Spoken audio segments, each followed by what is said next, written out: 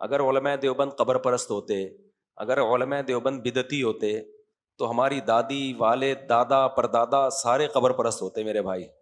میرے تو دادا بھی بیت تھے جو ہندوستان میں حضرت جو محمد شفیع خان کے نام سے نا، جنہوں نے 60 سال مدرسے میں پڑھایا ہے، وہ بھی بیت تھے دیوبند کے کسی بزرگ سے. میرے پردادا حضرت رشید احمد گنگوہی رحمۃ اللہ علیہ سے بیت تھے.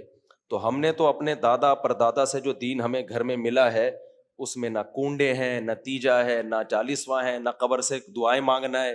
میرے والد صاحب کی قبر بھی ایک بالش ہے، مٹی کی قبر ہے. میرے دادا کی قبر بھی ہندوستان میں ابھی بھی جا کے دیکھ سکتے ہو، پردادا کی قبر بھی ایسا ہی ہے. تو یہ میری دادی کا بھی ایسا ہی حساب کتاب ہے. تو ہندوستان میں بدعتیں ختم علماء دیوبند نے کی ہیں. باقی کتابوں سے چیزیں نکال کے کیڑے نکالنا، اس کا تو پھر کوئی حد ہے نہیں.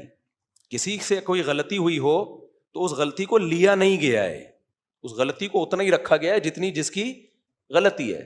آج بھی ہم کہتے ہیں کہ بھائی علماء دیوبند میں کسی نے اگر کوئی غلطی کی ہے تو ہم اس کے مکلف نہیں ہیں، نام اس میں اس کو فالو کرتے ہیں، ہو گئی ختم، قصہ ختم.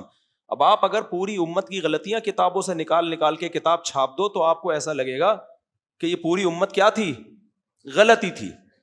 اس میں کوئی کام ڈھنگ کا پھر علماء دیوبند نہیں بچتے، پھر تو پوری دنیا کے سارے علماء ہی خراب نکلیں گے آپ کو، تو کوئی بھی نہیں بچے گا دنیا میں.